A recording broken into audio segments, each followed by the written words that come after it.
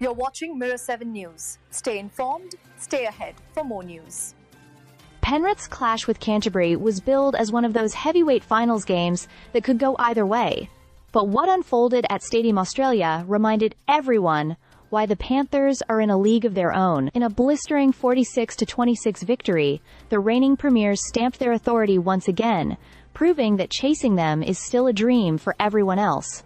The Bulldogs came into this one with genuine belief. They had been trying to model themselves on Penrith's system, and with a handful of ex-Panthers in blue and white, there was an added personal edge to the contest. For a while, the atmosphere suggested an upset could be in the air. But that hope didn't last long. Once Penrith clicked into gear, the gulf in class was impossible to ignore. The first half was a spectacle in itself. 6 tries in the opening 40 minutes turned the contest into a show of ruthless power and precision.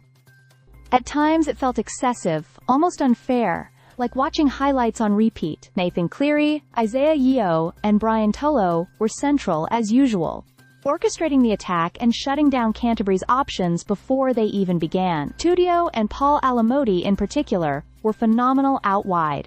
The pair combined for 5 tries and 2 assists, running for over half a kilometer with the ball. But what made the performance even more dazzling was the unexpected contributors.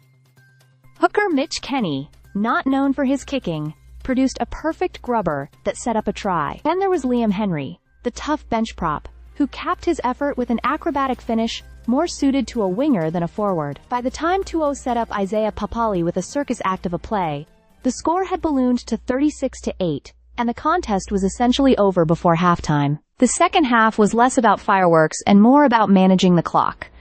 Penrith simply held their shape, avoided major risks, and cruised to the finish line. For them, it was about booking a place in the preliminary final against Brisbane, a matchup already shaping as a blockbuster. For the Bulldogs, the defeat stings, but it isn't the end of the story. There were glimpses of promise, especially from young Lachlan Galvin, who scored a first-half try that briefly gave his side a fighting chance. Canterbury's season had once looked full of certainty, driven by their swarming style of defense and relentless energy. But injuries, forced changes, and a loss of momentum have cost them dearly.